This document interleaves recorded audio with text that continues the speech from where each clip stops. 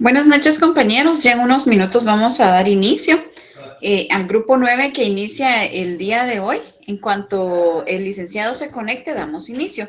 Yo ahorita a las 7:10 voy a dejar de proyectar mi presentación y ustedes pueden empezar a proyectar, por favor. Solamente les recuerdo que durante la exposición, lo que se solicita es que la persona que esté exponiendo abra su cámara. No es necesario que todo el grupo tenga abierta la cámara, pero por lo menos el que está exponiendo sí. Si en dado caso usted dice, bueno, se me va a olvidar de los nervios abrir la cámara, pues la puede mantener abierta durante toda la exposición, que no hay ningún inconveniente. Entonces, compañeros, no sé si tengan alguna duda.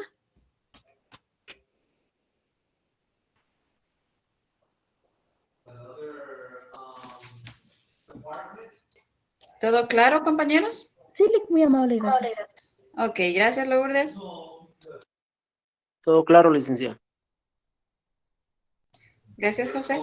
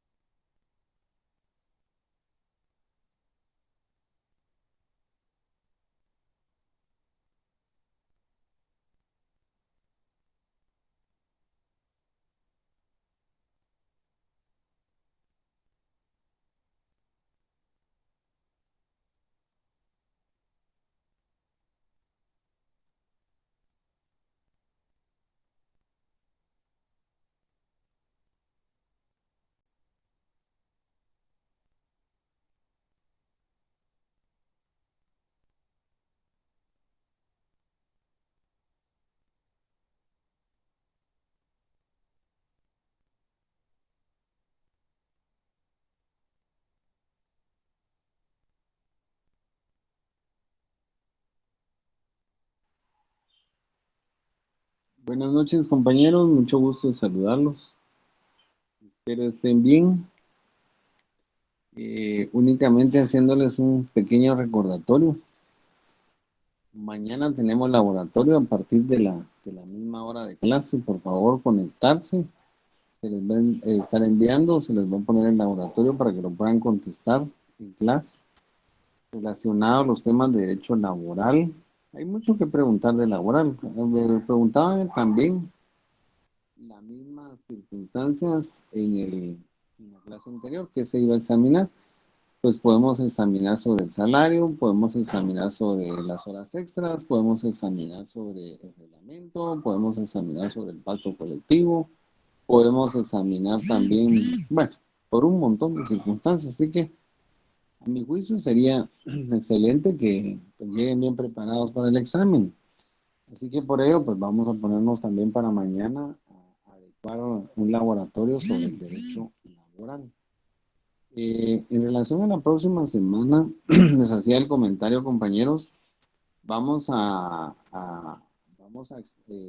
derivado que en la clase anterior también explicaron la sociedad de emprendimiento entre los grupos que están exponiendo, vamos a explicar la denominada sociedad de emprendimiento y vamos a también hacer algunas otras relaciones sobre las suspensiones de los contratos de trabajo que se dieron en plena pandemia, pero por la relación que hay sobre el tema del derecho mercantil, digamos el comercio y demás, todo lo que esté debidamente legalizado, ¿no? Cuando no legalizado, ya sabemos que es el denominado comercio informal.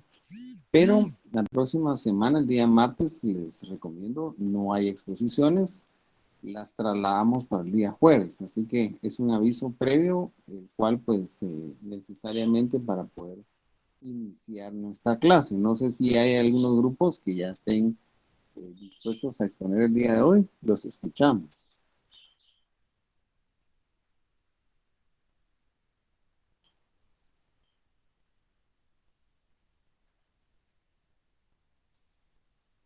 Grupo 9 ya puede iniciar, por favor.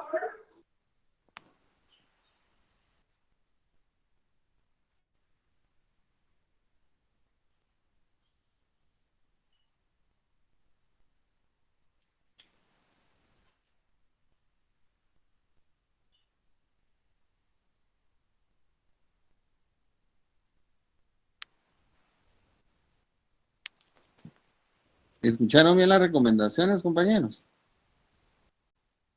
Sí, permítame.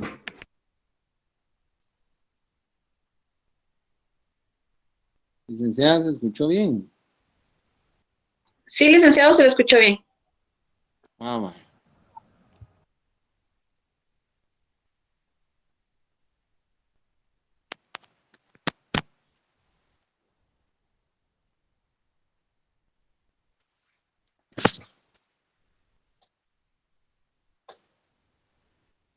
Permítame que no me deja compartir la pantalla con la presentación.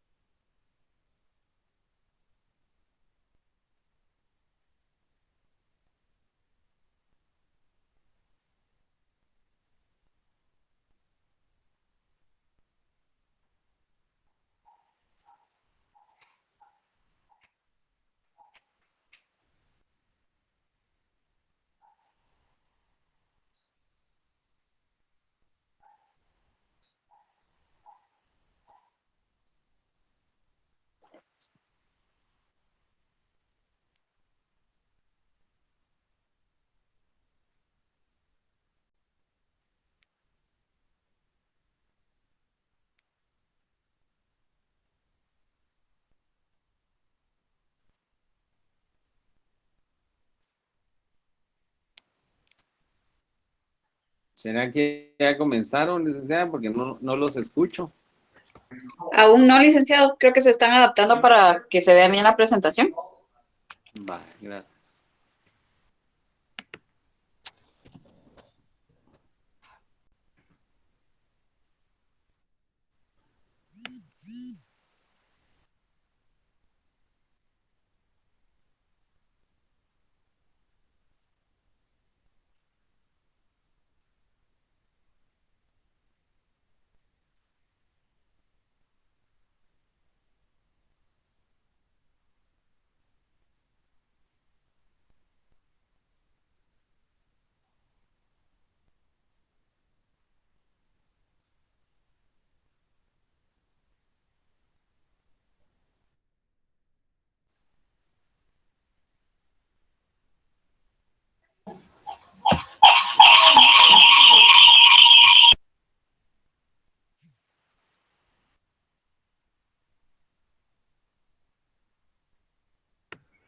Ok. Buenas noches, nosotros somos el grupo número 9. Nos tocó exponer sobre auxiliares del comercio y títulos de crédito. Estaremos empezando entonces con lo que sería el auxiliar de agentes de comercio, lo cual indica que es una persona o una entidad. Permítame mi cámara. Es una persona o una entidad experta en temas que el mercado se refieren, conocen el público al que desean alcanzar y tiene la estrategia para hacerlo, enfocando los resultados que desean alcanzar, ya sea promover o negociar las operaciones mercantiles en nombre de las empresas que representan con el fin de potenciar ventanas y ampliar su mercado. Poseen la administración, dirección o bien la representación de las empresas empresas dentro del mismo Estado.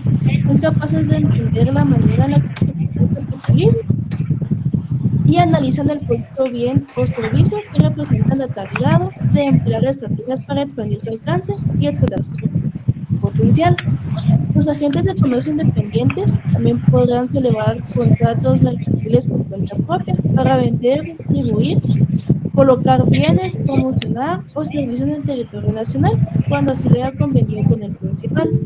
Son distribuidores o representantes aquí quienes por su cuenta propia venden, distribuyen, promueven o expenden o colocan bien o servicio de persona natural o jurídica. Entonces, ¿Qué tal? Muy buena noche. Ahora presento lo que son los auxiliares del comerciante. Estos son llamados auxiliares del comerciante a aquellas personas que, además de prestar su actividad material o intelectual, colaboran jurídicamente con el comerciante, actuando en menor o mayor grado que en su representación. Estos se conforman por los factores, los dependientes, los viajeros y en esto los agentes viajeros, perdón, y también los empleados. Ajá. Entrando más en detalle con los factores, ese factor es la persona que dirige una negociación o en un establecimiento mercantil, por lo que cuenta por cuenta de su propietario, o que, bueno, presenta a estos todos los asuntos concernientes a la negociación o establecimientos respectivos. Hablando de los dependientes, estas son las personas que desempeñan constantemente alguna o algunas gestiones propias del tráfico del comerciante, en nombre y por cuenta de este. Los viajeros y agentes de ventas. Estos no siempre pueden, bueno, el comerciante esperará a que lleguen a su establecimiento el comprador, sino que en muchas ocasiones uno tiene que ir a buscar y provocar esa demanda en el mercado. Esta función la desempeñan los agentes viajeros y los agentes de ventas, como bien lo mencionaba. Y por cuarto, tenemos los empleados. El comerciante suele valerse de un conjunto más o menos numeroso de colaboradores que le prestan servicios de carácter material. La situación de estos empleados y sus relaciones con el principal son regidas por el derecho de trabajo. Son en rigor ajenas al mercantil por no intervenir en la Constitución o cumplimiento en las obligaciones reguladas por esta rama del derecho. Entonces podemos concluir que los auxiliares del comerciante no son los comerciantes en sí, sino los que ayudan a concluir estas tareas y pueden ser dependientes o no del comerciante por sí mismo. Continuamos con mi compañera.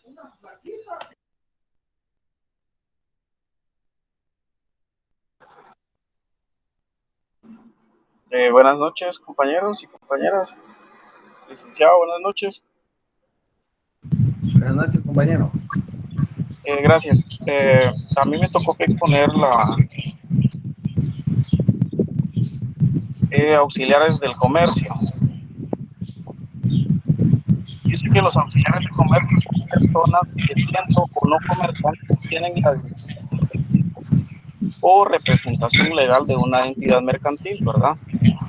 Esto quiere decir que los auxiliares de comercio son independientes de cualquier comerciante, pues son meramente mediadores. De ahí que la doctrina les haya dado tal denominación dentro de esta clasificación.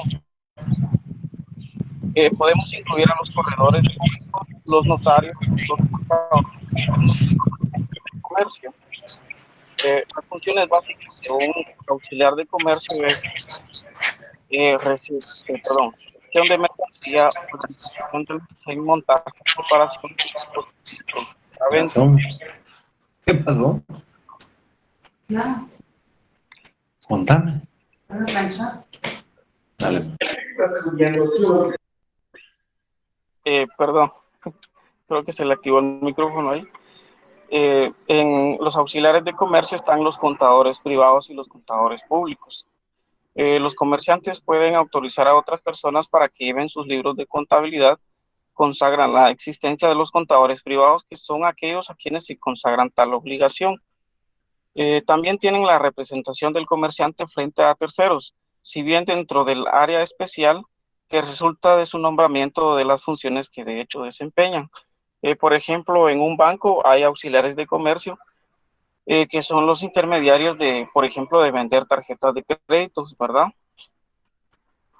También tenemos los contadores, como lo decía ahí, de que son aquellos que directamente trabajan a los comerciantes o le trabajan a alguna otra persona, ¿verdad? Pero que tienen que estar inscrito en el, en la, perdón, en el registro mercantil, ¿verdad?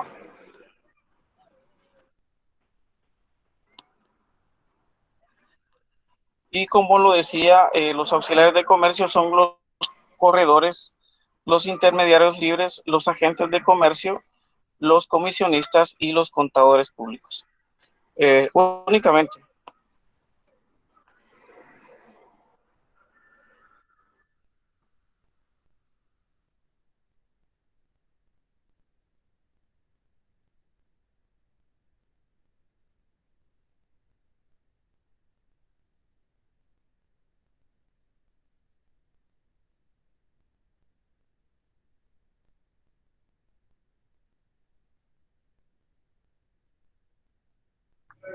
Continúen, compañeros.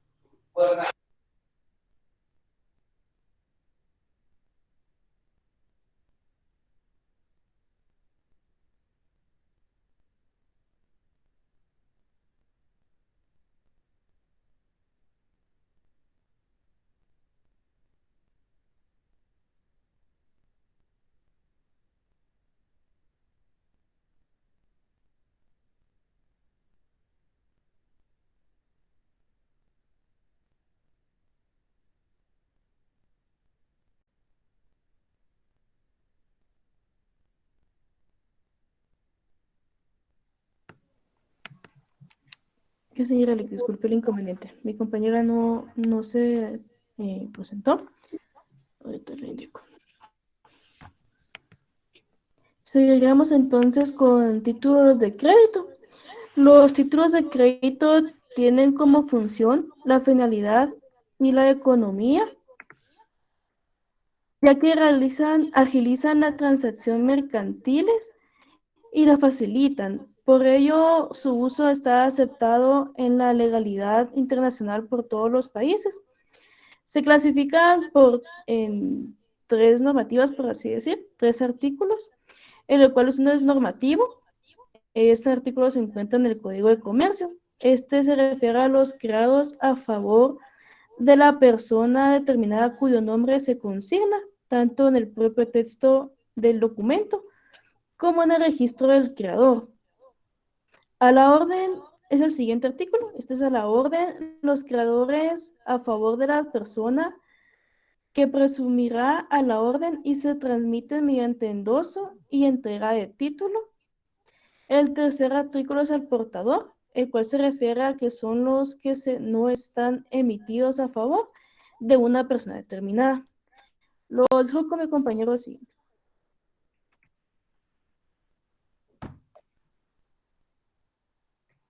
Buenas noches. Continuando con el tema de títulos de crédito, entra el pagaré. Este documento establece un compromiso formal, no contiene una orden de pago, sino una obligación propia de pago a cargo de la persona que lo firma, lo cual lo está detallando en tres partes. ¿Quién paga a quién? La cantidad de dinero, la fecha que debe realizarse el pago.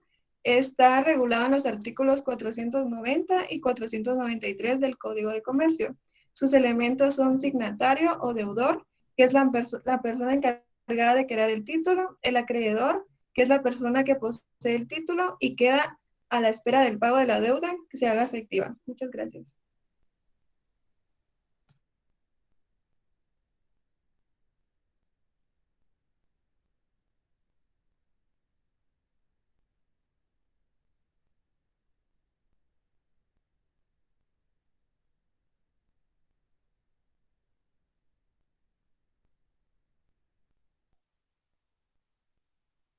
Buenas noches, compañeros. Por favor, la diapositiva sobre la letra de cambio.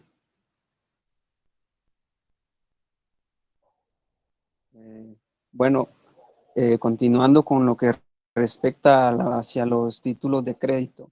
La letra de cambio es como podemos apreciar en la diapositiva, que es un documento de crédito que se utiliza como respaldo a razón de que a razón de que el aceptante se compromete a pagar el valor que contiene esta cantidad. En este caso intervienen tres elementos, los cuales son el librador, el librado y el beneficiario. El librador es la persona o quien se encarga de dar el crédito, quien se compromete o emite esta cierta cantidad que se compromete a pagar. Y entonces aquí también va el segundo, que es el librado. Es quien paga y acepta. Se convierte entonces en lo que decía al principio, que es el aceptante. Entonces, esta persona que al aprobar la letra de cambio, la acepta y entonces la responsabilidad está bajo de él. Entonces, esta persona, si no la paga en el tiempo que lo estipula el documento, está el librador, entonces puede tomar o demandar a esta persona o embargar sus bienes. Y el beneficiario es el tenedor o a quien se le va a dar el crédito. Y bueno, ya tenemos aquí las clases de letra de cambio que serían a la orden, al pago propio y domiciliada y como documentada a cargo de terceros. Y bueno, gracias compañeros, continuamos.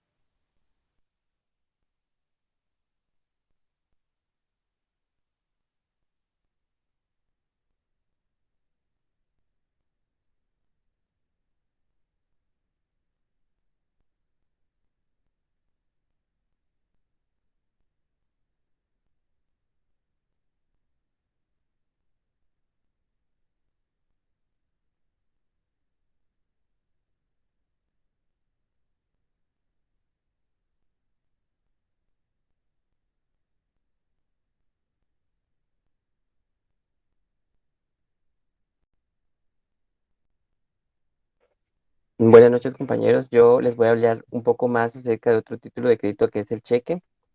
Les comento que el cheque es un documento por el cual una persona o ya sea una empresa solicita a un banco que le pague cierta cantidad determinada, una suma a otra empresa u persona. El cheque se utiliza, por lo tanto, para pagar algo, ya sea un sueldo, para pagar alguna venta, entre otras cosas, sin necesidad de tocar el dinero físico, simplemente utilizar el título que es este cheque, que es el cheque, perdón. El cheque es un instrumento mediante el cual el titular de una cuenta bancaria puede disponer de su dinero sin necesidad de tener que pues utilizar físicamente el dinero. Las partes que pues intervienen en los cheques es el librador y el librado. El librador es la persona o empresa que emite el cheque y lo firma, y el librador es la entidad bancaria que paga el importe del cheque.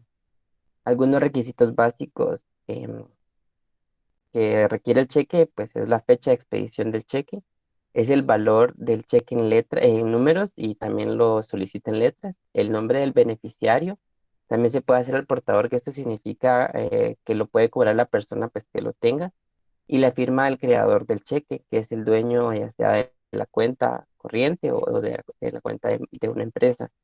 El cheque también tiene otro requisito que es por la parte de atrás, es el endosamiento. Este requiere del documento de identificación de la persona que lo va a cobrar y su nombre. Gracias.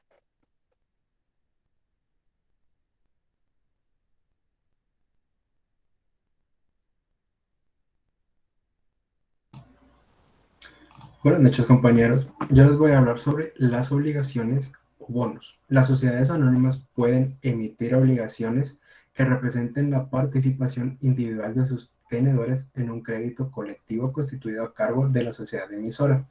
Las obligaciones serán bienes muebles aun cuando estén garantizadas con hipoteca. Las obligaciones serán nominativas y deberán emitirse en denominaciones de 100 pesos o de múltiplos, excepto tratándose de obligaciones que se inscriban en el Registro Nacional de Valores e intermediarios y se coloquen en el extranjero entre el gran público inversionista, en cuyo caso podrán emitirse al portador. Las obligaciones darán a sus tenedores dentro de cada serie iguales derechos. Los obligacionistas podrán ejercitar individualmente las acciones que les correspondan para pedir la nulidad de la emisión en los casos de los artículos 209 y 211 de la Ley de Títulos y Operaciones de Crédito y la de las resoluciones de la Asamblea en el caso del párrafo final del artículo 220 del Código de Títulos y Operaciones de Crédito. Y cuando no se hayan cumplido los requisitos establecidos para su convocatoria y celebración, para exigir de la sociedad emisora en la vía ejecutiva el pago de los cupones vencidos, de las obligaciones vencidas o sorteadas y de las amortizaciones o reembolsos que se hayan vencido o decretado conforme al acta de emisión para exigir del representante común que practique los actos conservatorios de los derechos correspondientes a las obligaciones en común. Muchas gracias.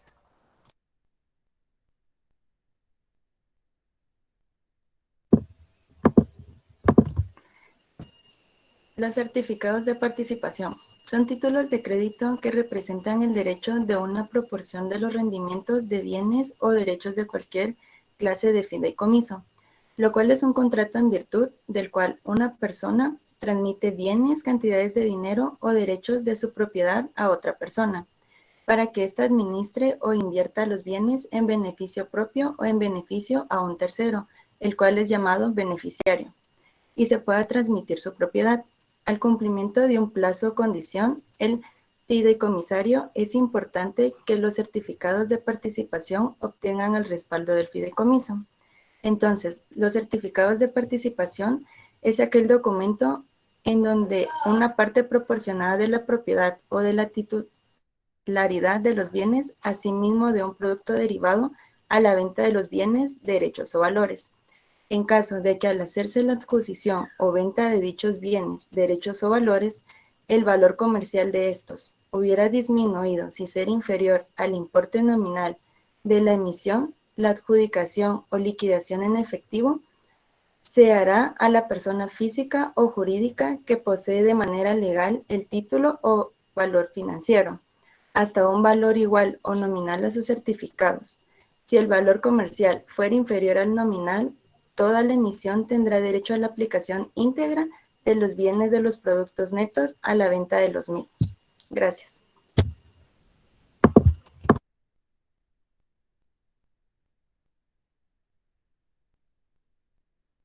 Compañeros licenciados, muy buena noche. Como último punto, hablaré sobre los certificados de depósito y los bonos de prenda. El certificado de depósito es el documento que acredita la propiedad de mercancías o bienes depositados en un almacén y este emite el bono de prenda, la constitución de un crédito prendario sobre las mercancías o bienes indicados en el certificado de depósito correspondiente. Es decir, que los certificados de depósito acreditan la propiedad de mercancías o bienes depositados en el almacén que lo emite. Los almacenes generales de depósito autorizados, conforme a la Ley General de Instituciones de Crédito, son los únicos que podrán expedir dichos títulos. Las constancias, los recibos o los certificados que a otras personas o instituciones expidan para acreditar el depósito de bienes o mercancías no producirán efectos como títulos de crédito.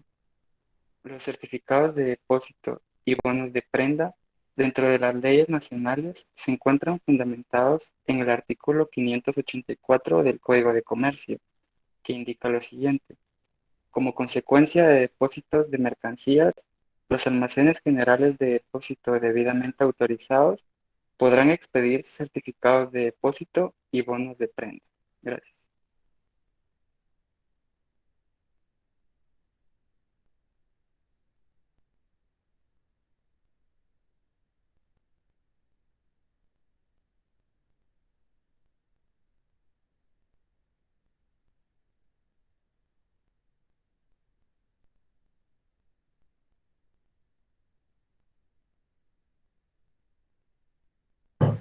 Buenas noches, compañeros. Hasta ahí llegó la exposición.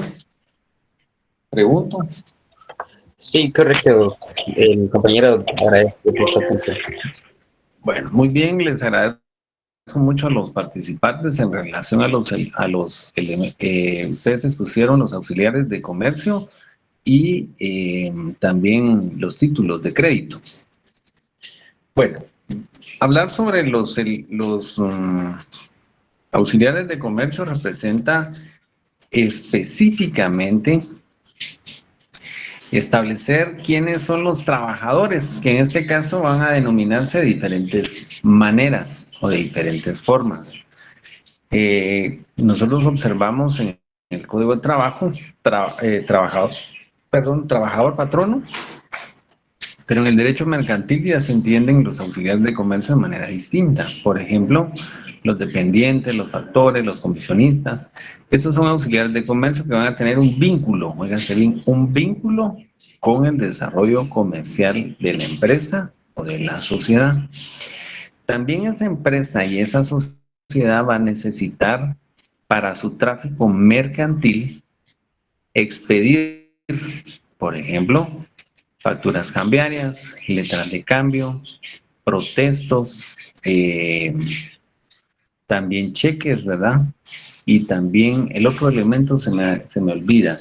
Pero dentro de estos, digamos, dentro de estos títulos de crédito, que son varios, solo vamos a mencionar en esta ocasión al cheque.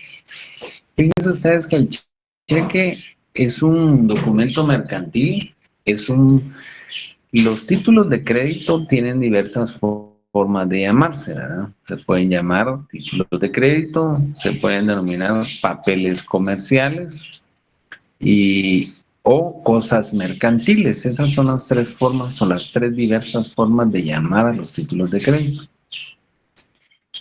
En nuestro Código de Comercio, si no estoy mal, en el artículo 385 aparecen los denominados títulos de crédito. Estos títulos de crédito hacen referencia a la forma en que van a comerciar las entidades o las empresas mercantiles dentro del tráfico comercial. Ese tráfico comercial puede darse o puede llevarse a cabo por la emisión de diferentes títulos. Hagamos alusión especialmente hoy al cheque. El cheque ha tenido una trascendencia a nivel nacional e internacional porque también, déjenme comentarles, que está el denominado cheque de viajero. El problema del cheque es que hoy también ha ido perdiendo, por así decirlo, su naturaleza por el solo hecho que con este título, con este título comercial, se ha defraudado económicamente la buena fe de muchos guatemaltecos, quienes pues hemos recibido, tal vez no dentro del tráfico mercantil, pero sí, digamos, de personas inescrupulosas, faltas a la buena fe, a las personas que, digamos, nos extienden a veces este tipo de documentos y que no tienen los fondos necesarios para poderse cobrar. Pero el cheque también puede ser, digamos, procesalmente hablando, se le puede también demandar a la persona en los juzgados, ya sea civiles o del orden penal, cuando de manera fraudulenta se emite un documento denominado cheque y que el mismo no tiene la cantidad de fondos garantizados. Yo les establecía a los compañeros con anterioridad que este tráfico comercial, si bien es cierto aún, ¿verdad?, todavía persiste, que las entidades bancarias emitan cheques a sus usuarios, ¿verdad? El problema es que bajo la emisión de un documento de esa naturaleza no podemos garantizar que ciertamente el cheque que se emita pues tenga esa cantidad de fondos. Y otro de los graves problemas es que las entidades bancarias, a la presentación de un cheque de esa naturaleza, lo primero que hacen es llamar a los usuarios para verificar si extendieron cuando los montos son más allá de 5,000 quetzales. Yo ciertamente estoy en contra de este tipo de cuestiones de costumbres, podremos denominarlo así, porque la ley determina que el cheque debe ser pagadero a la vista. O sea, no podemos nosotros tampoco evadir que las instituciones se den por costumbre llamar a sus usuarios para verificar si efectivamente se extendió un monto de esta naturaleza, cuando lo que están haciendo es comprobando a través de las firmas electrónicas que se fueron depositados por los usuarios para verificar si efectivamente pues, el cheque primero pues, reúne los requisitos formales del mismo y segundo, todavía darse a la tarea de llamar a los usuarios, cosa que a mí en lo personal es una mala costumbre, ¿verdad? Pero lo hacen las instituciones bancarias, ¿verdad? Eso no escapa que la institución bancaria que está guardando los fondos pues pueda tener también, por así decirlo, sus propios requisitos, ¿no? Sus propias formas de proceder. Atendiendo a esto también les comento, porque el cheque ha sido una forma también fraudulenta de cobrarse, pues tenemos los mecanismos a través de los procedimientos en el Estado de Guatemala para poder exigir el pago de los mismos. Y los podemos exigir de diferentes maneras, como yo les decía, a través de una demanda civil o a través de un procedimiento penal por defraudación tributaria. ¿Por qué? Perdón, defraudación del cheque, porque también es un delito, ¿verdad? Es un delito que se encuentra actualmente tipificado en el Código Penal. Esto quiere decir que está normado que la persona que defraude a través de un documento de esta naturaleza también puede contraer una sanción penal, ¿verdad? Y no solo la sanción penal, sino también la reparación que conlleva, económicamente hablando, la defraudación que se haya sufrido a través, especialmente, de los mecanismos idóneos establecidos en ese precepto denominado, o en esa norma denominado Código Procesal Penal. Ahora bien, respecto a los auxiliares de comercio, pues ya sabemos los factores, ¿verdad? Cambian en el derecho mercantil los nombres entre trabajador y patrono, pero aquí son factores, algunos son dependientes, otros son comisionistas, tienen diferentes roles y papeles en el derecho mercantil, algunos están relacionados, por ejemplo, hablemos del dependiente, el dependiente es aquel que atiende una entidad.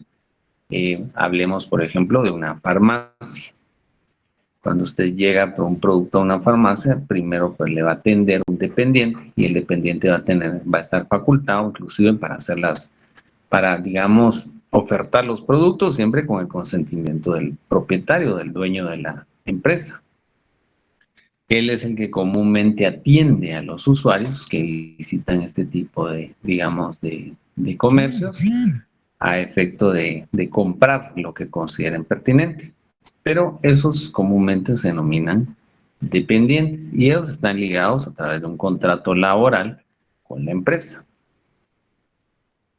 Por eso es que el derecho también laboral en muchas ocasiones ha trascendido a diferentes causas, ¿verdad? Dígase, algunos pues tratan, digamos, antojadizamente a los contratos laborales denominales de diferentes formas, con el objeto de no cancelar las prestaciones laborales, a los cuales están obligados en el momento de contratar. Por eso es que creen que pueden confundir, ¿verdad?, a la judicatura, a un juez o bien a las autoridades laborales al momento de confundir, ¿verdad?, a través de aspectos totalmente diferentes la relación laboral. Así que no sé si ya quedó claro, estimados amigos, una pequeña reseña sobre el tema de los auxiliares de comercio y también los títulos de crédito. Si ha quedado claro, pues continuamos con la siguiente exposición. Muchas gracias a los compañeros que participaron.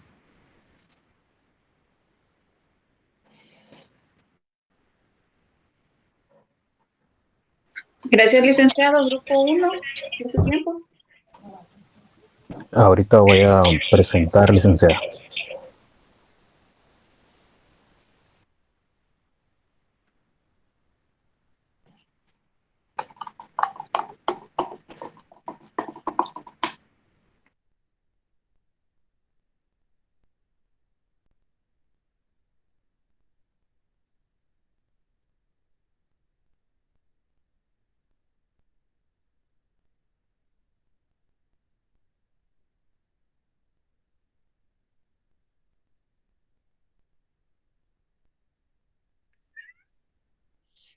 Muy buenas noches.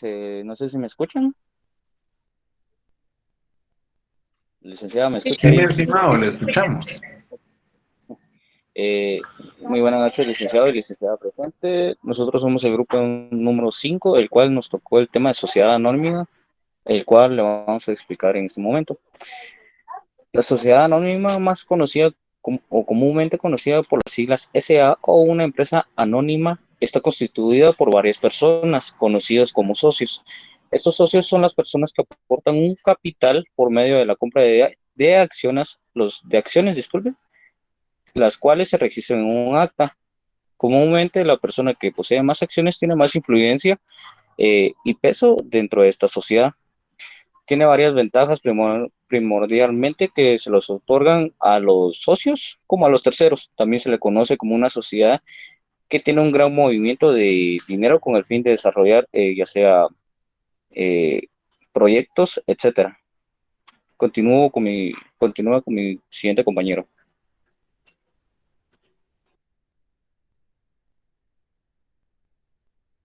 Buenas noches a todos. Más que todo, nosotros fundamentamos este tema con el Código del Comercio entre los artículos 86 al 98.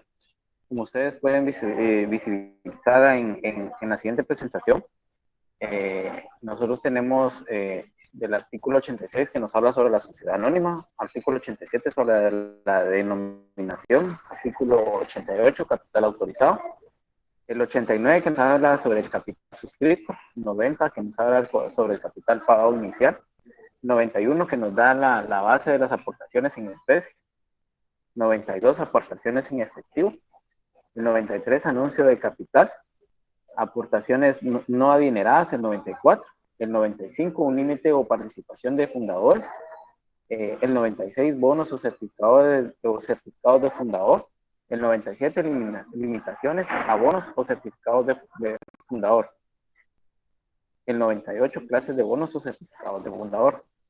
De igual manera, en la siguiente diapositiva, nosotros hicimos una estructura de la sociedad anónima, en esta la cual nosotros la estructuramos de la siguiente forma, como un tipo. Esta es cerrada con un número máximo de 20 socios y restricciones a circulación de acciones. Las sociedades anónimas abiertas cuyas acciones se negocian en bolsa de valores deben de estar compuestas con muchos accionistas. También tenemos el elemento personal. No puede concebirse la existencia de una sociedad sin socios. Conforme a nuestra sociedad, la sociedad debe constituirse con 2 o más personas que se organizan mediante un contrato.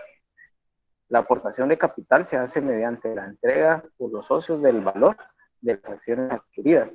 Tenemos también la base de la responsabilidad personal mediante el capital social. Se mide matemáticamente la participación y eventualidad de la responsabilidad de los socios en las sociedades anónimas y responsabilidades limitadas. En la administración será por socios removibles cuya responsabilidad está en función del hecho de tener el carácter de administradores, la soberanía, la voluntad de los integrantes de la sociedad y en el principio mayoritario como forma de adaptar resoluciones sociales, y la fiscalización en adelante de la superintendencia, y deberán inscribirse en el registro de valores, observar las disposiciones legales especies que se le han aplicado. Prosigue el siguiente compañero.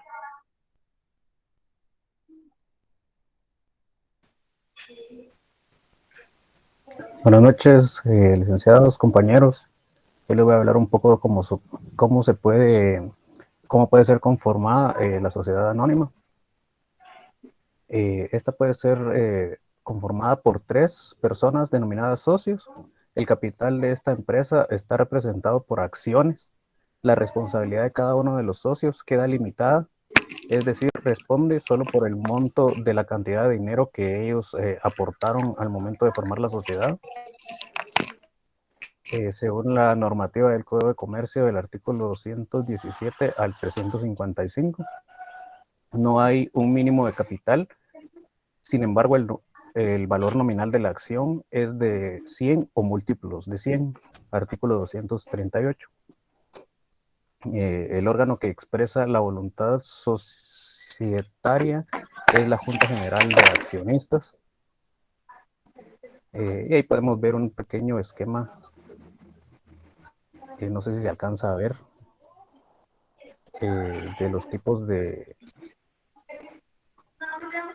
forma en la que podemos empezar a conformar la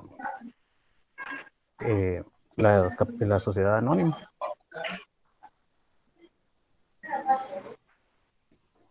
Eso sería todo por mi parte.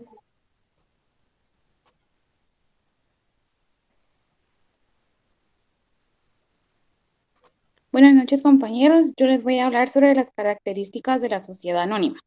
Entre ellas está capitalista, sociedad por acciones, existe limitación de responsabilidad, es administrada por personas de nombramiento revocable, también está gobernada por accionistas reunidos en asamblea y la denominación libre porque la ley se lo permite. Luego seguimos con el capital social. Se encuentra formado por una de la suma total de las aportaciones realizadas a la sociedad. Explicado de una manera más sencilla, el capital se encuentra compuesto por las cantidades aportadas de los socios. Más que todo esto se divide en acciones, representado cada una de ellas por la participación de los socios sobre el patrimonio de la empresa. También constituye una garantía frente a terceras personas. Denominación social. Hace referencia al nombre con el que se encuentra inscrita la sociedad, la cual puede elegirse libremente con el nombre del socio o fundador, los apellidos de dos o más de ellos. Se debe constatar de un término que no estuviera registrado con anterioridad por otra sociedad. También la denominación social, como su nombre lo dice, recibe una empresa y lo que la hace única con respecto a las demás sociedades mercantiles. Es el nombre que figura en cualquier documento oficial, como por ejemplo las escrituras públicas. Pero esto no se tiene que confundir con este concepto, con la marca y el nombre comercial de una sociedad. Muchas gracias.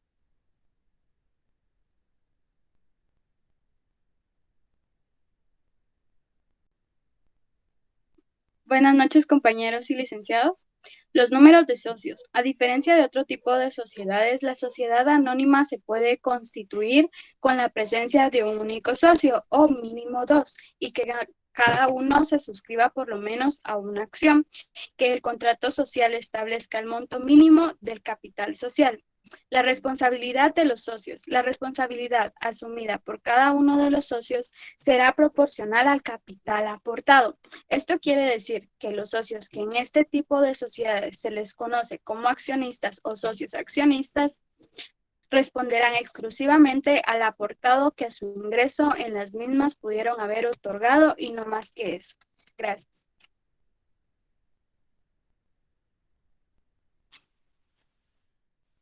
Buenas noches, yo les voy a hablar acerca de las aportaciones de los socios. Antes que nada, ¿qué es una aportación? Dentro del derecho mercantil constituirá lo que un socio aporta para el fin común de la sociedad. Normalmente tendrá un fin económico y por ello tendrá que tener un valor patrimonial. Las aportaciones de los socios pueden ser dinerarias o no dinerarias. Las aportaciones dinerarias están destinadas a mejorar la salud del negocio durante cuando existan inestabilidad económica o en la empresa o para realizar inversiones de capital en materia o en medios. Para que estas aportaciones sean parte de los fondos propios de la empresa sin carácter devolutivo, estas deben aprobarse como tales. De no ser así, este tipo de aportaciones tendrán las consideraciones de préstamos y generarán intereses que figurarán en el pasivo. En el artículo 92, aportaciones en efectivo del Código Mercantil, se establece que las aportaciones en efectivo deberán depositarse en un banco a nombre de la sociedad y en la escritura constitutiva el notario deberá certificar ese extremo. Por otro lado, las aportaciones no dinerarias al capital estarán formadas por bienes y servicios que sean susceptibles de valoración económica, diferentes al dinero, y que su fin sea la formación de una empresa o la mejora de esta.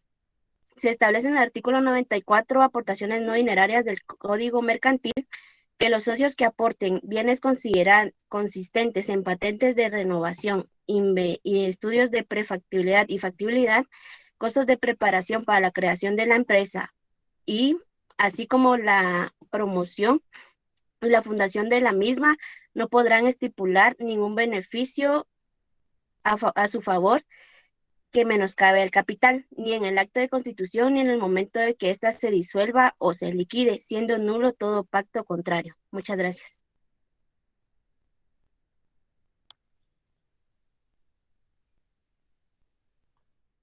Acciones. Las acciones son las partes en las que se divide el capital de una empresa. Cada inversor de una compañía posee determinado número de acciones en relación al porcentaje del capital aportado. El valor de todas las acciones de socios o de terceros se le denomina capitalización de mercado, es el valor total de la empresa. La transmisibilidad del, del, de las acciones se produce conforme a los principios generales del ordenamiento, mediante el acuerdo entre las partes del negocio que tenga a disposición y la entrega de las acciones. Debe producirse, por tanto, un negocio de transmisión, normalmente una compraventa y la entrega de títulos a terceros. Las acciones son por esencia transmisibles una vez legalmente creadas. Si bien la ley limita la transmisibilidad antes de la inscripción en la constitución de la sociedad, de este modo serán nulas las cláusulas estatuarias que hagan prácticamente intransmisible la acción.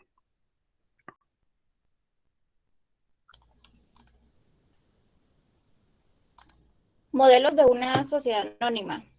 ¿Qué es la sociedad anónima abierta? Es aquella que recurre al público en busca de financiación para constituir su capital fundacional o para aumentar su capital propio. Es decir, este tipo de sociedad para su financiación apela al mercado público de valores. Cualquier persona puede financiarla de manera directa o a través de comisionistas en la bolsa de valores. Estas se pueden dar por emisión de acciones en la bolsa, en la cual la empresa emite su valor en la bolsa para ser financiada mediante compra de acciones. Constitución por suscripción pública es la empresa utiliza este método para integrar su capital fundacional. Con este procedimiento aparecen los promotores y los fiduciarios. En la actualidad podemos encontrarnos con muchas instituciones u organizaciones comerciales que necesitan de un aumento en su capital social para poder crecer en el mercado y obtener mayores beneficios. Por ello, sin duda, la forma de poder conseguir este propósito es con la constitución de una sociedad anónima abierta. Tenemos como, por ejemplo, las inmobiliarias o las entidades financieras. Muchas gracias.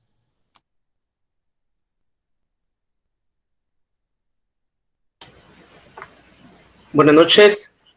Emisión pública de acciones. Sucede cuando la empresa ya constituida por acto único debe aumentar su capital. Si los accionistas no quieren adquirir estas acciones, entonces la misma puede ofrecerse al público en general. En este caso, la sociedad que nació cerrada se convertirá en abierta. Sociedad anónima cerrada. Esta sociedad del capital se nutre de los aportes que integran o suscriben los fundadores al celebrar un contrato social. La sociedad anónima cerrada es aquella que no recurre al ahorro público para formar su capital fundacional o para aumentarlo. Estas sociedades están enfocadas principalmente a los negocios familiares. Gracias.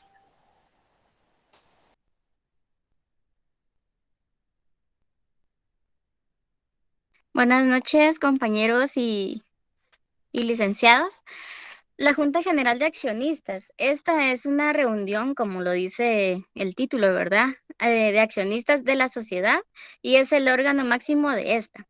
Ante ella también se le puede llamar como Asamblea General de Accionistas o Junta de Socios. Esta cumple los requisitos legales y institucionales de convocatoria y celebra para liberar y votar determinados asuntos de la competencia o ya sea internos de la sociedad. La formación y constitución de la sociedad anónima. En la diapositiva podemos ver que se necesita un mínimo de socios accionistas, cada uno de ellos que suscriba una acción y un mínimo de capital social. Pero también podemos verificar que la sociedad anónima también necesita, ¿verdad?, una denominación social, que es la razón social que es libre, pero siempre debe tener como necesario la expresión sociedad anónima. También su abreviatura SA. En la constitución de la sociedad también necesitamos la escritura de constitución, los estatutos que han de regir el funcionamiento de la sociedad para constar la denominación social, el objeto, la duración de la sociedad, la fecha de inicio de operaciones, el capital social y en dónde está situado, que sería el domicilio fiscal y social. Muchas gracias.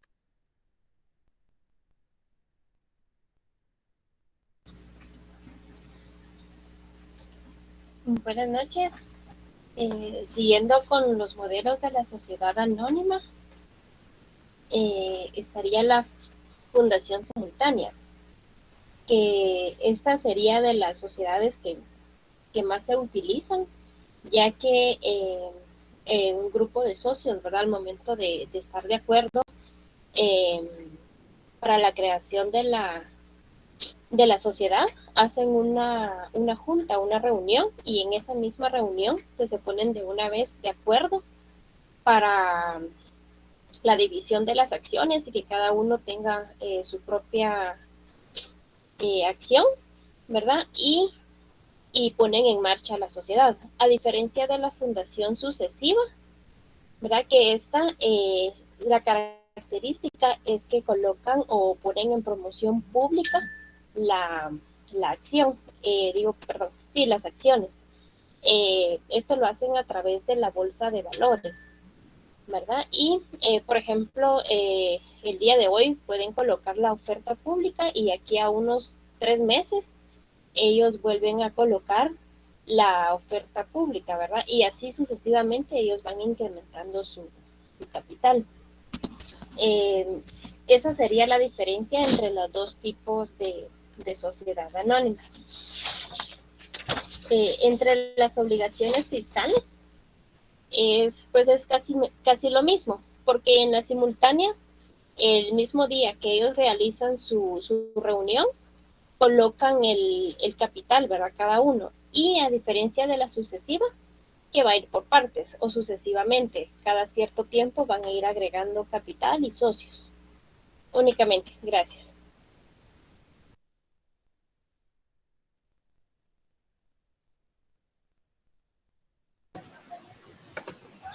Buenas noches, licenciado y compañeros. A continuación, voy a exponer sobre los requisitos para su constitución. La escritura y los estatutos deben cumplir con los requisitos establecidos por la ley. Se exige que estos contengan el contenido específico. Para poder realizar la constitución de la sociedad, se deben de realizar una serie de pasos. El primero, se debe realizar una investigación retrospectiva social. Esto significa que se debe realizar una investigación para verificar que el nombre que nosotros queremos colocarle a la empresa de la sociedad anónima esté libre, o sea, que no esté registrado otra empresa con ese nombre. Posteriormente, si todo está bien con el nombre de la empresa, si está libre, se extiende una certificación denominada denominación social, que tiene un valor de 50 quetzales. Luego de esto, el notario extiende un oficio al cliente para que pueda aperturar una cuenta bancaria a nombre de la sociedad de información. Se elabora la escritura de constitución, el nombramiento del representante legal, luego firman los accionistas, se autoriza la firma del nombramiento del representante legal.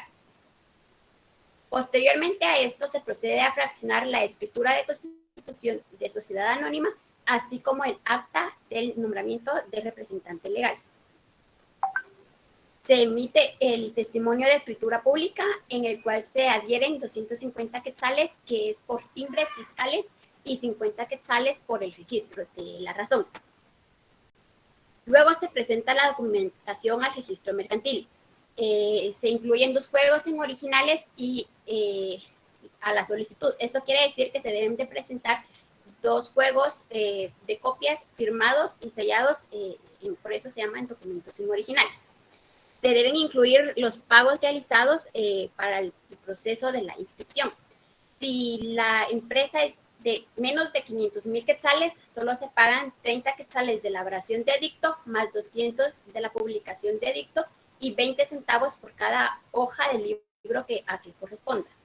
Si es mayor de 500,000 quetzales, se realizan los pagos que anteriormente mencioné, más 850 quetzales por cada 1,000 sobre el capital autorizado de la inscripción. Se paga 100 quetzales por la inscripción de la empresa y 150 de inscripción del nombramiento del representante legal. Luego de todo esto se procede a la calificación por el Departamento Jurídico del Registro Mercantil. Ellos evalúan toda la información, si se encuentra bien, si está bien, y si ellos dan el visto bueno, pasa al encargado de SAT, al delegado de SAT. El delegado de SAT también verifica que toda la documentación esté bien, y si está bien, se procede a la inscripción de la escritura. Luego de todo esto, se publica el edicto en la página del registro mercantil, con el fin de informar la inscripción de la sociedad. Si hay alguien que está en contra o considera que le afecta por temas del nombre de la empresa, tiene 5 días hábiles para poder reclamar y decir que no está de acuerdo con la escritura de esa nueva sociedad. Y por último, se descargan todos los documentos, como la escritura de constitución, la representación legal, el RTU y las patentes de comercio y de sociedad. Gracias.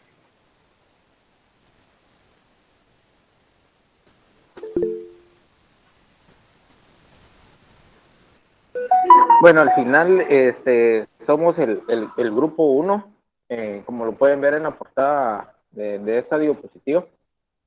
Compañeros, si tienen alguna duda, alguna pregunta, pues si nosotros no podemos responder, aquí involucraríamos a una parte de los licenciados para que nos ayuden a ampliar un poco más el tema, ya que el tema de la investigación de la sociedad anónima es sumamente amplio y es bien extenso. Tiene muchos factores de donde agarrar y muchas cosas de donde nos podemos enfocar, pero en la realidad pues prácticamente casi que todas las sociedades que están constituidas en Guatemala son casi que anónimas, ¿verdad? Entonces, gracias por su atención, y a los compañeros gracias por su participación, y esperemos que hagan una próxima. Feliz noche. Muchas gracias, compañeros. Realmente, como se decía, la sociedad anónima es una sociedad bastante extensa, a pesar de su hablemos de no ser tan antigua como la sociedad colectiva. En anterior grupo expuso la sociedad colectiva, y la sociedad colectiva inicia su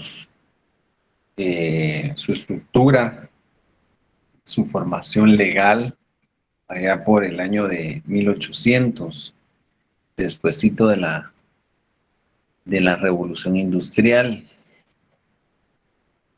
Pero la sociedad anónima es mucho más reciente. Hablemos, por ejemplo, de 1950, 1960, la presente fecha, y es una sociedad totalmente diferente al funcionamiento de las otras sociedades.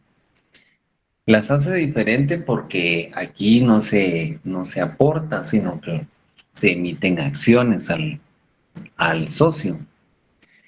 Es además, tiene una capacidad de 2 socios o más, ¿verdad? No hay un límite, como se decía, porque en la sociedad industrial hay un límite hasta de 20 socios, pero en este tipo de sociedad puede ser cualquier persona, inclusive aquellos que vayan a hacer sus aportes a la sociedad, que se van a convertir en acciones, y estas acciones van a tener un derecho, ¿verdad?, a voto.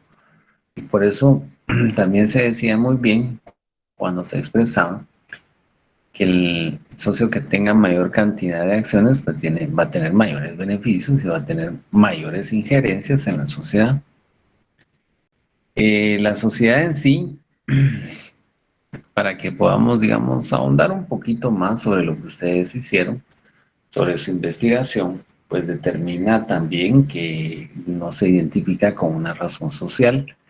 La razón social responde exclusivamente a un tipo de sociedad diferente, distinta, como lo había indicado, que es la sociedad colectiva.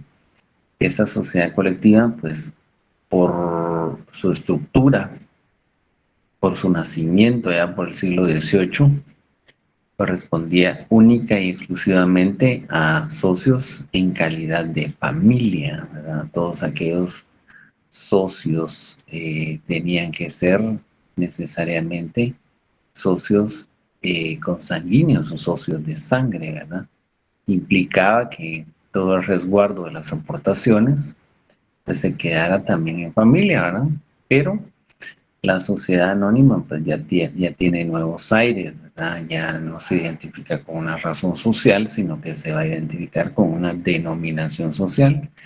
Y eso la va a hacer diferente y más atractiva por los socios porque, haciendo la comparación con una sociedad colectiva, que su nombre deviene exclusivamente de los apellidos de los socios, pues la sociedad anónima va a ser diferente porque se va a dedicar a la actividad, o sea, la denominación va a ser el nombre que reciba, pero por el tipo de actividad que se va a dedicar a la sociedad. Por ejemplo, yo les indicaba a los anteriores compañeros que cuando hablamos de la actividad de la sociedad, pues se va a dedicar, por ejemplo, a la actividad de venta de vehículos, venta de calzado, venta de ropa, venta de bebidas alcohólicas. Entonces, la sociedad ya no se va a identificar con el nombre de los socios como lo hacía la sociedad colectiva, sino que la sociedad anónima se va a identificar con la actividad a la cual se va a dedicar. Esto hace también más atrayente a la sociedad que una sociedad de tipo colectivo, porque haciendo las comparaciones entre cada tipo de sociedad, en la sociedad colectiva, pues va a haber una obligación de los socios de manera subsidiaria, solidaria y también hay tres tipos digamos, de obligaciones, ¿verdad? Solidaridad, subsidiaria e ilimitada. Cuando hablamos de este tipo de obligaciones, entonces el socio de la sociedad colectiva pues va a responder ante las obligaciones sociales, dígase las deudas de la sociedad, ya no únicamente con los bienes de la sociedad, sino que con los bienes propios de cada socio. Esto es lo que la sociedad colectiva ha ido quedando en desuso, o sea, ya no se aplica necesariamente a los negocios. Algunas han sobrevivido porque siguen siendo sociedades de familia, entonces se pueden ir heredando los, digamos, el derecho, ¿verdad?, de ser socio, ¿verdad? Pero en el caso de la sociedad anónima, pues es una sociedad más actual, más moderna, que la hace diferente y atrayente también a los socios porque ellos no van a responder a través de sus acciones en forma solidaria y limitada, ¿verdad? Y subsidiariamente, sino que ellos van a responder con las acciones de la sociedad, pero más no con sus propios bienes. Además, otro aspecto interesante es la denominación social. Esa denominación social va a implicar que la sociedad se identifique con el nombre que se va a dedicar. También es importante decirlo, porque para muestra un botón, ¿verdad? Yo recuerdo que ya por el año 1996 les decía a los compañeros, porque estuve leyendo también algunos aspectos relacionados a los denominados acuerdos de paz. Los acuerdos de paz se firmaron el día 31 de diciembre de 1996 y en la actualidad llevamos aproximadamente 26 años. Los aspectos importantes que les quiero mencionar es que en aquella época fue secuestrada Isabel de Botrán, creo que era, de Botrán era el apellido de ella, pero dentro de los aspectos que Guatemala ha sido, digamos, manejada por las élites del poder, ese nombre o apellido Botrán aparece en uno de los textos de María Elena, creo que es, o Marta Elena Casaus. Ella es una escritora de Arzú, es el apellido. Ella es una escritora guatemalteca que en la actualidad vive en Europa, específicamente en España. Escribió uno de los libros que se denomina Linaje y Racismo y cita de manera directa el apellido Botrán, no a través de la anécdota que fue secuestrada en el año 96 a través de los denominados, previamente a la firma de los denominados acuerdos de paz por la guerrilla, pero sí hace alusión, sí, digamos, relaciona el apellido Botrán. Entonces, vamos a lo siguiente. El aspecto, digamos, importante de esto es que las sociedades anónimas pues, ya conllevan un tipo de sociedad diferente en donde se resguarda, ¿verdad?, por aquello también de la denominada delincuencia organizada, delincuencia común, el nombre de los socios. Y es importante decirlo porque hay socios que han querido invertir en sociedades anónimas, pero lo que menos quieren es figurar en la misma. Y también, digamos, por otro aspecto, las sociedades anónimas se han prestado también, ¿verdad?, a ser parte de la delincuencia. Algunas personas que de manera ilegal, legal y a la vez han funcionado ilegalmente, han creado las denominadas sociedades de cartón. Y estas sociedades de cartón se creaban porque no figuraban las denominadas acciones nominativas. Esto quiere decir que en el registro de acciones únicamente se determinaban las acciones al portador, más no las acciones nominativas. Entonces la mayoría de empresas que empezaron a fungir allá por el inicio del siglo XXI, la mayoría eran únicamente creadas para poder lavar dinero.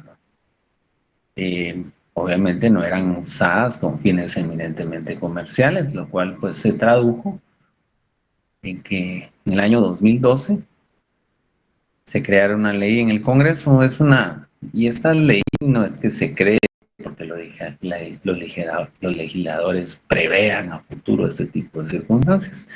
No, eso no es así, sino que simple y llanamente había una ley de extinción de dominio que empezó a funcionar en Colombia. Esto es a través de los medios de la embajada norteamericana.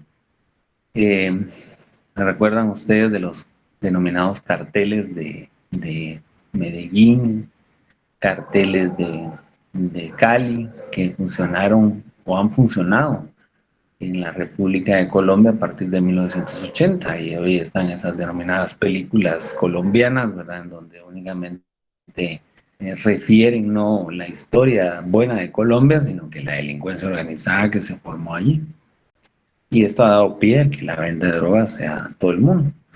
Pero lo más importante que yo les menciono es que para el año 1980 se creó en Colombia la denominada Ley de Extinción de Dominio, y la cual, hablemos de esa manera, 30 años después, en el año 2012, se vino también a crear un denominado copy-paste, que le denominamos nosotros también, a los legisladores pues agarraron la legislación de extinción de dominio, que eso no es raro en los legisladores, por supuesto, pero en el año 2012 agarraron la ley de extinción de dominio de Colombia e hicieron un hijo aquí, ¿verdad?, bajo las mismas circunstancias de Colombia. Entonces, esta ley